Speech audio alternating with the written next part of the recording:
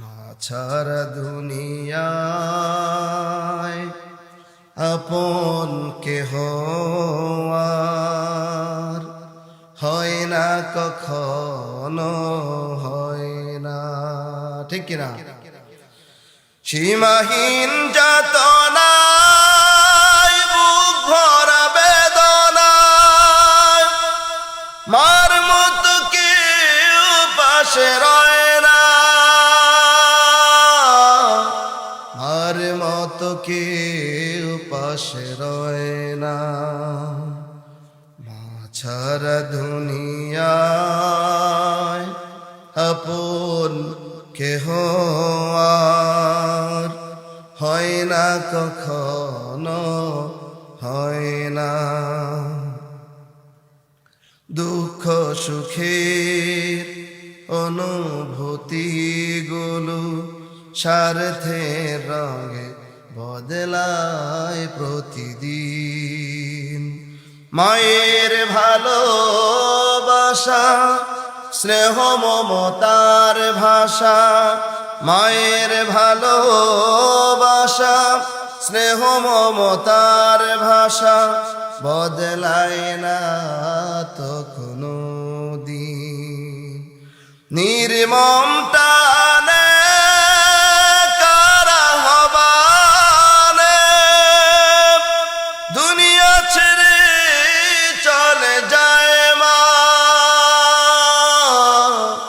দুনিয়া ছেড়ে চলে যায় মা। মা ছাড়া দুনিয়ায় আপন কেহ আর হয় না, কখনো হয় না। ঠিক কিনা? وَقَضَى رَبُّكَ أَلَّا تَعْبُدُوا إِلَّا إِيَّاهُ وَبِالْوَالِدَيْنِ إِحْسَانًا إِمَّا يَبْلُغَنَّ عِندَكَ الْكِبَرَ أَحَدُهُمَا أَوْ كِلَاهُمَا فَلَا تَقُل لَّهُمَا أُفٍّ وَلَا تَنْهَرْهُمَا وَقُل لَّهُمَا قَوْلًا كَرِيمًا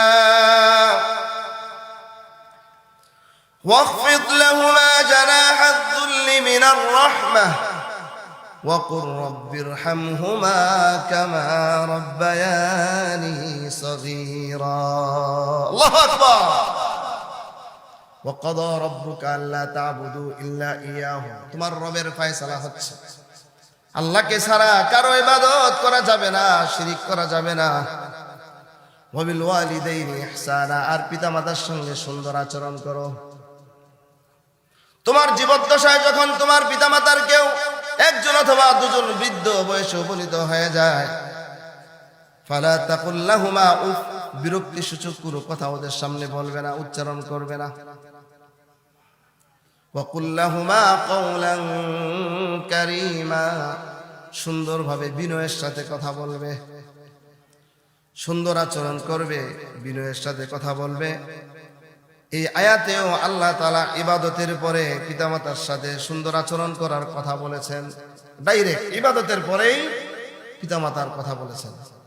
আবার সূরাতুল লুকমানের মধ্যে আল্লাহ তাআলা চমৎকার করে কি কারণে মাতার খেদমত করতে হবে, পিতামাতার সাথে ভালো ব্যবহার করতে হবে, এটা সহ বলেছেন।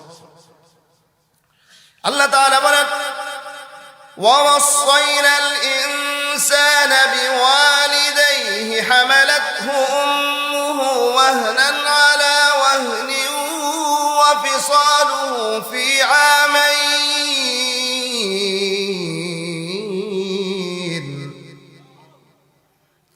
أَنِ اشْكُرْ لِي وَلِوَالِدَيْكَ إِلَيَّ الْمَصِيرُ। আমি মানুষদেরকে এই নির্দেশ দিয়ে দিয়েছি তারা যেন পিতামাতার সঙ্গে সুন্দর আচরণ করে। কেন? হামালাতহু উম্মুহু ওয়াহানান আলা ওয়াহানিন, কারণ তার মা তাকে গর্ভে ধারণ করেছে, অনেক কষ্ট বরণ করে করে তাকে গর্ভে ধারণ করেছে। ওয়া ফিসালুহু ফি আমাইন, তার দুধ ছাড়ান দিতে সময় লেগেছে 2 বছর। অতএব আনিশকুরলি ওয়ালি ওয়ালিদাই, আমার শুকরিয়া আদায় করো, পিতামাতার শুকরিয়া আদায় করো। এটা হচ্ছে সূরাতুল লুকমান। সূরাতুল আহকাফে আল্লাহ তাআলা বলেছেন, ووصينا الإنسان بوالديه إحسانا حملته أمه كرها ووضعته كرها وحمله وفصاله 30 شهرا حتى إذا بلغ أشده وبلغ 40 سنة। আমি মানুষদেরকে নির্দেশ দিয়েছি তারা যেন পিতামাতার সঙ্গে সুন্দর আচরণ করে। কারণ হচ্ছে তার মা তাকে গর্ভে ধারণ করেছে কষ্ট করে, তাকে প্রসব করেছে কষ্ট করে, তার গর্ভে এবং প্রসব সহ তার প্রসব এবং তাকে দুধ ছাড়ান দিয়েছে সময় লেগেছে 30 মাস, 2.5 বছর। অর্থাৎ একজন সন্তান পেটে সর্বনিম্ন 6 মাস থাকতে হয়। 6 মাসের আগে সন্তান হয় না, 6 মাস পর্যন্ত, উপরে 10 মাস হইতে পারে কম বেশি, বাকি 6 মাসের নিচে না। একটা সন্তান ভূমিষ্ঠ হতে গেলে কতদিন সময় লাগে? পূর্ণ অবয়ব নিয়ে যদি দুনিয়াতে আসতে হয় কতদিন সময় লাগে? 6 মাস। 30 মাস থেকে যদি 6 মাস চলে যায়, কয় মাস বাকি থাকে? 24 মাস। এই 24 মাস সময় লাগে দুধ ছাড়ান দিতে। দুধ ছাড়ান দিতে 24 মাস, অর্থাৎ 2 বছর লাগে। এই যে মা কষ্ট করেছে, এই কষ্টের কথা বলে বলে আল্লাহ তাআলা মানুষকে বুঝাইতেছেন যে তোমরা মা বাবার সেবা করো, মা বাবার খেদমত করো। ইবনে মাসউদ রাদিয়াল্লাহু তাআলা আনহু আল্লাহর নবীকে জিজ্ঞেস করেছেন, হে নবী, আইয়ুল আমালি আহাব্বু ইলাল্লাহ, সবচাইতে প্রিয় আমল আল্লাহর কাছে কোনটি? আল্লাহর নবী বলেছেন, আস-সালাতু আলা ওয়াক্তিহা, সময় মতো নামাজ আদায় করা।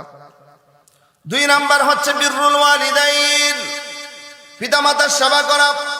3 নাম্বার হলো আল জিহাদু ফি সাবিলিল্লাহ। সুবহানাল্লাহ। নামাজের পরেই দায়িত্ব কি? পিতামাতার সেবা করা, পিতামাতার খেদমত করা। বিবাহের পরে একজন নারী যখন জানতে পায় তার গর্ভে সন্তানের অস্তিত্ব চলে এসেছে, এর চেয়ে সুসংবাদ, এর চেয়ে আনন্দের খবর তার কাছে আর কিছুই হতে পারে না। এরপর দিন গুনতে থাকে, সপ্তাহ চলতে থাকে, সপ্তাহ চলতে থাকে, তার দুর্বলতা বাড়তে থাকে, সন্তান বাড়তে থাকে, তার শরীরটাও আস্তে আস্তে বাড়তে থাকে। বেশিক্ষণ হাঁটতে পারে না, বেশিক্ষণ চলতে পারে না, বেশিক্ষণ দাঁড়ায় থাকতে পারে না। সন্তান যখন নাড়াচড়া শুরু হয়, মায়ের ভূমি ভূমি ভাব আসে, ঠিক মতো খেতে বসলে খেতেও পারে না। মা অপেক্ষায় থাকে, গর্ভের সন্তানটা পৃথিবীতে কখন আসবে সে অপেক্ষায় থাকে। সময় যতই গণাইতে থাকে তার কাছে এক একটা দিন যেন এক একটা সপ্তাহ, আর এক একটা সপ্তাহ যেন এক একটা মাস। দিন যেন কাটতেছে না। মা যখন ঘুমাতে যায়, বুকটা ভারী হয়ে যায়। মা কত রাত্রি নির্ঘুম কাটিয়ে দেয় সন্তানের জন্য, চিন্তা করে আমার সন্তান না জানি পেটের মধ্যে ব্যথা পায়, ব্যথা পায়। মা অনেক ব্যথা সহ্য করতে থাকে, অনেক কষ্ট সহ্য করতে থাকে। এরকম কষ্টের পর কষ্ট মা সহ্য করতে থাকে। একটা সময় আসে তখন বাচ্চাকে প্রসব করে, আর যখন প্রসব করে, প্রসব বেদনা এত, মেডিকেল সায়েন্সরা বলে, বিজ্ঞানীরা, চিকিৎসা বিজ্ঞানীরা বলে 45 ইউনিট ব্যথা পর্যন্ত মানুষ সহ্য করতে পারে। এর উপরের ব্যথা মানুষ সহ্য করতে পারে না। কিন্তু মায়েরা যখন সন্তান প্রসব করে তখন 57 ইউনিট ব্যথা থাকে, এর চেয়ে প্লাস, এর চেয়ে বেশিও থাকে। কোন ডাক্তার বলেন 20টা হাড্ডি একসাথে ভাঙলে পরে যে ব্যথাটা হয়, মা তার সন্তানকে যখন প্রসব করে সেই ব্যথাটা তার অনুভব হয়। সন্তান যখন পৃথিবীতে আসে, মা যে এত কষ্ট করলো, এতদিন যে মা কষ্ট করলো, সন্তানকে গর্ভে রাখলো, খেতে পারলো না, আবার প্রসব বেদনা সইতে হলো। এখনো চোখের মধ্যে পানি, এই যে বেদনার পানি, এই যে কষ্টের পানি। সন্তান যখন পৃথিবীতে আসে, সন্তানের চেহারাটা মা যখন দেখে, তার ওই ব্যথা, দুঃখের, কষ্টের পানিগুলি আনন্দের পানিতে পরিণত হয়ে যায়। ঠিক কিনা? এরপরেই কিন্তু শেষ না। আবার কষ্ট শুরু হয়।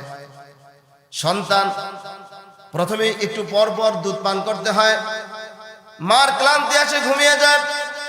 সন্তান যখনই একটু চিৎকার করে, চিৎকারের আওয়াজ যখন মায়ের কানে আসে, মা হুড় করে ঘুম থেকে উঠে যায়, সন্তানকে খুঁজে বের করে দুধ পান করায়।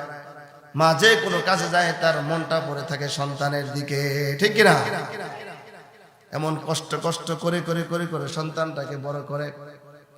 মা ঘুমাতে যায়, শীতের রজনী, সন্তানটা মায়ের কোলের মধ্যে পেশাব করে ভিজিয়ে দেয়।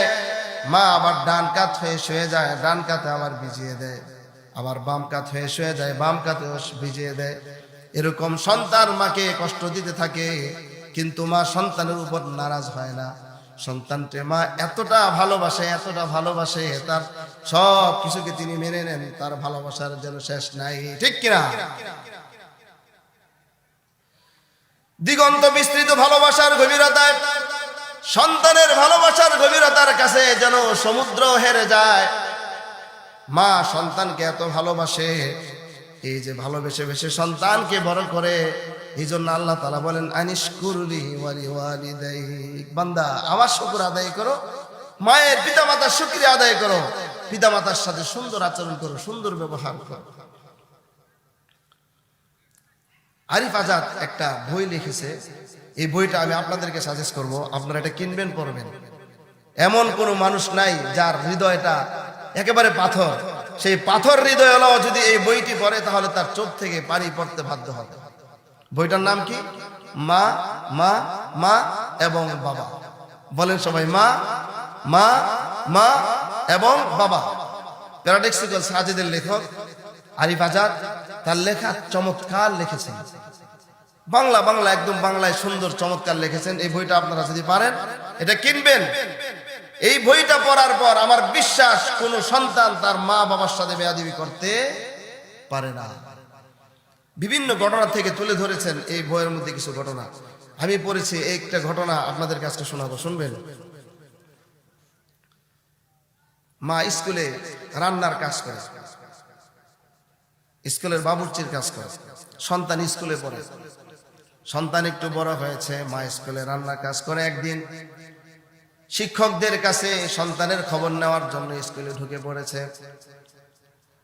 মায়ের একটা চোখ ছিল না, একটা চোখ না থাকার কারণে সন্তান নিজেকে অপমানিত বোধ করেছে। পরের দিন আবার অন্যান্য ছাত্ররা পড়তেছে, ওই যে গতকাল বিশ্রী চেহারার মহিলাটা যে স্কুলে ঢুকেছিল ওইটা নাকি তোর মা। এতে সে অপমানিত বোধ করেছে। মাকে বাসায় যায় বলেছে, মা তুমি আর কোনোদিন স্কুলে ঢুকবা না, তুমি স্কুলে ঢুকলে আমার অসম্মানী হতে হয়, অপমানিত হতে হয়, কারণ তোমার চেহারাটা দেখতে খুবই বিশ্রী, কারণ তোমার একটা চোখ নেই। এরপর থেকে মা কোনোদিন স্কুলে ঢুকে না। সন্তান লেখাপড়া করতেছে, সন্তান লেখাপড়া করে বৃত্তি পেয়ে সিঙ্গাপুরে চলে গেছে।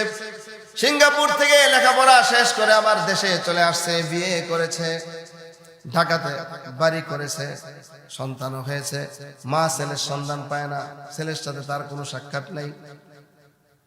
এরপরেও মা সন্তানের টানে কোন রকম খোঁজ খবর নিয়ে ঢাকাতে একদিন চলে গিয়েছে। যখন ঢাকার বাড়িতে গেল, মা নাতিনুতিরা এসে দেখে একজন বৃদ্ধ মহিলা আসছে গ্রাম থেকে। তারা দেখে হাসাহাসি করতেছে যে এই মহিলা কোত্থেকে আসছে, এক চোখ অন্ধ, চোখ নাই, এক চোখ নাই। তখন সন্তান দেখে ফেলেছে এটা হচ্ছে ওনার মা। নিচে এসে বলতেছে, মা স্কুলেও তুমি আমাকে অপমানিত করেছো, এখন আবার গ্রাম থেকে শহরে তোমাকে কে বলছে আসতে? আমার বাচ্চারা ভয় পাবে, সুতরাং মা আপনি বাড়ি থেকে চলে যান, বাড়িতে চলে যান, শহর থেকে বাড়িতে চলে যান। মা বুঝতে পেরেছে যে আমার কারণে সন্তান অপমানিত হয়, মা বাড়িতে চলে গেছে। কিছুদিন পর মা শুনতে পেল 15 মিনিটের অনুষ্ঠান। বাড়ির যে স্কুলে ছোটবেলায় পড়েছে সেই স্কুলে সাবেক ছাত্ররা, আগের ছাত্ররা মিলে একটা 15 মিনিটের অনুষ্ঠান করবে। সেই অনুষ্ঠানে সে ইনভাইটেড হয়েছে। ওই যে ভদ্র ব্যক্তি যে ঢাকাতে থাকে, সে বাড়িতে আসছে, স্কুলে আসছে। স্কুলে আসার পর চিন্তা করলো, আচ্ছা ঠিক আছে বাড়িটারে দেখে যাই, মাকে দেখার জন্য না, যে আমাদের পুরানো বাড়িটারের কি অবস্থা এগুলো আমরা দেখে যাই, জেরা করার জন্য বাড়িতে গেছে। বাড়িতে গেছে, বাড়িতে এই বাড়ির খবর নেই, ওই বাড়ির খবর নেই, লাস্টে ওনার বাড়িতে গেছে। যাওয়ার পরে আশেপাশের লোকেরা বলতেছে, আপনি আজকে আসছেন, আপনার মা তো কয়েকদিন আগে মারা গেছে। মা যে মারা গিয়েছে এরপরে তার মধ্যে কোনো অনুতপ্ততা নাই, দুঃখ নাই, কষ্ট নাই, যেন মা মারা গিয়েছে সে অনেকটা খুশি, অনেকটা আনন্দিত যে এই বিশ্রী চেহারার মাটা দুনিয়া থেকে চলে গেছে, আমি যেমন বাঁচলাম অনেকটা এমন। পাশের ঘর থেকে একজন বলতেছে, ভাই আপনার মা একটা চিঠি রেখে গেছে, আমাদেরকে বলে গেছে আপনি যদি কখনো আসেন এদিকে তাহলে আপনার হাতে এই চিঠিটা যেন পৌঁছে দেই। সে ভাবতেছে মা আর কি বলবে, হয়তো এটা বলতে পারে যে তুই কেমন সন্তান, মায়ের খবর নিলি না, হয়তো কিছু বকাঝকা করতে পারে, এটা হয়তো লিখতে পারে, এটা ধারণা করেছে। চিঠি যখন পড়া শুরু করেছে, চিঠিতে মা লিখেছেন, সন্তান ছোট থেকেই তোমাকে মানুষ করবার জন্য আমি বহুত কষ্ট করেছি, বহুত আশা আমার ছিল, বুক বড় আশা ছিল তুমি মানুষ হবে, নিজ পায়ে দাঁড়াবে, অর্থ সম্পদ তোমার হবে, তুমি সুখী শান্তিতে থাকবে। আর একজন মায়ের জন্য এর চাইতে বড় কি আর হতে পারে? পৃথিবীর যত মানুষ আছে ওই মানুষগুলোর সুখ শান্তির খবর পেয়ে মা যতটা খুশি হয়, পৃথিবীর অন্য কোনো মানুষ ততটা খুশি হতে পারে না, ঠিক কিনা? আমি শুনলাম তুমি স্কুলে আসবে, 15 মিনিট অনুষ্ঠানে আসবে, আমার অনেক ইচ্ছা ছিল তোমার সাথে সাক্ষাৎ করব, কিন্তু আমি চিন্তা করলাম আমি যদি স্কুলে যাই হয়তো তুমি অপমানিত হবে, এই জন্য আমি স্কুলে যাব না। তবে একটা কথা আজকে না বলে পারতেছি না, চেপে রেখেছিলাম দীর্ঘদিন যাবত, একটা কথা আমার মনের মধ্যে তোমাকে জানাই নাই। সেই কথা হচ্ছে, তুমি যখন ছোট ছিলে অ্যাক্সিডেন্টের কারণে তোমার একটি চক্ষু নষ্ট হয়ে গিয়েছিল, ডাক্তার বলতেছে এই চক্ষু আর ভালো হবে না, এভাবে সারা জীবন তাকে অন্ধ অবস্থায় থাকতে হবে। কিন্তু আমি মা, আমার সহ্য হলো না, আমি ডাক্তারকে বললাম, ও ডাক্তার, আমার যে 2টা চক্ষু আছে, একটা চক্ষু খুলে আমার সন্তানকে যদি দেওয়া যায় তাহলে আমার 2টি চক্ষু থেকে একটি চক্ষু খুলে আমার সন্তানকে অপারেশন করে লাগিয়ে দেবে, আমার সন্তান যেন সারা জীবন দেখতে পায়। আমি এক চোখে দেখেও খুশি, আমি শান্তিতে থাকব। আমার সন্তান যদি আমার চক্ষুটা দিয়ে পৃথিবীটা দেখে তাহলে আমার কাছে অনেক ভালো লাগবে, সুতরাং আমার একটি চক্ষু খুলে আমার সন্তানকে লাগিয়ে দেয়। প্রিয় সন্তান, তখন ডাক্তার আমার একটি চোখ খুলে তোমার চোখে লাগিয়ে দিয়েছে, তখন থেকে আমি অনেক হ্যাপি, অনেক খুশি, আমি অনেক আনন্দিত। আমার যদিও একটি চক্ষু নাই, আমার বাবা জানের 2টা চক্ষু আছে, একটা চক্ষু আমার, এই 2টা চক্ষু দিয়ে সে লেখাপড়া করবে, প্রতিষ্ঠিত হবে। যাই হোক, আমার জন্য দোয়া করবে। আমি জানি না তোমার সাথে কি আমার আর কোনোদিন সাক্ষাৎ হবে নাকি। এই চিঠি পড়ার পর সন্তানের ভিতরে অনুশোচনা আসার কথা কিনা? বলেন, অনুশোচনা আসার কথা কিনা? কিন্তু অনেক পাষাণ হৃদয়, পাষাণ সন্তান আছে। চিন্তা করে দেখেন, যেই মা তার নিজের চোখ খুলে সন্তানের চোখে চোখ লাগিয়ে দিয়ে সন্তান যেন সুন্দর ভালো থাকতে পারে, মা কতটা ত্যাগ করেছেন, কতটা ত্যাগ তিতিক্ষার পর মা এটা সম্ভব হয়েছে। আর ওই সন্তান মায়ের সাথে এমন আচরণ, বর্তমান জামানায় এই দুনিয়াতে, এই পৃথিবীতে, এই সমাজে এমন কুলাঙ্গার সন্তান আছে কি নাই? মা তখন মায়ের খেদমতের বেশি প্রয়োজন হয় নাকি কম? বেশি প্রয়োজন হয়। এই জন্য আল্লাহ তাআলা বলেছেন, ইম্মা ইয়াবলুগান্না ইনদাকাল কিবরা আহাদুহুমা আও কিলাহুমা ফালা তাকুল লাহুমা উফ ওয়ালা তানহারহুমা ওয়া কুল লাহুমা কাওলান কারীমা।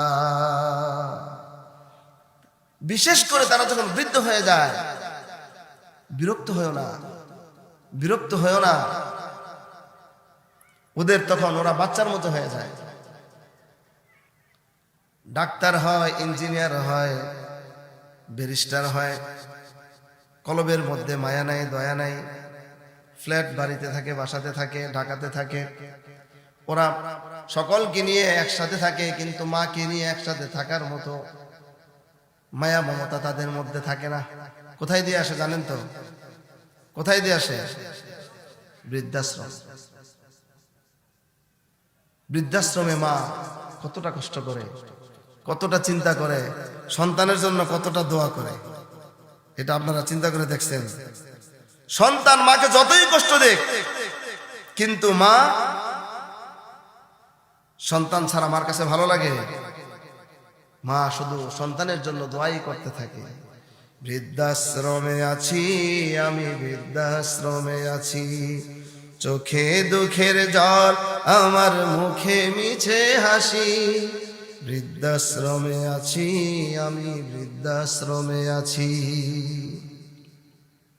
বৃদ্ধাশ্রমে দেখা যায় অনেক মায়েদের সাক্ষাৎকার আমি শুনেছি, ছেলে ব্যারিস্টার, ছেলে ইঞ্জিনিয়ার, ছেলে ডাক্তার, অথচ বছরের পর বছর যাচ্ছে, ছেলেপেলেরা মেয়েরা মার সাথে দেখা করতে যায় না। এর চাইতে বদনসিব দুনিয়া থেকে আর কেউ আছে বলেন? আল্লাহ, মাকে এমন কষ্ট দেওয়া, মার সাথে অসদাচরণ করা, আল্লাহ সরাসরি লানত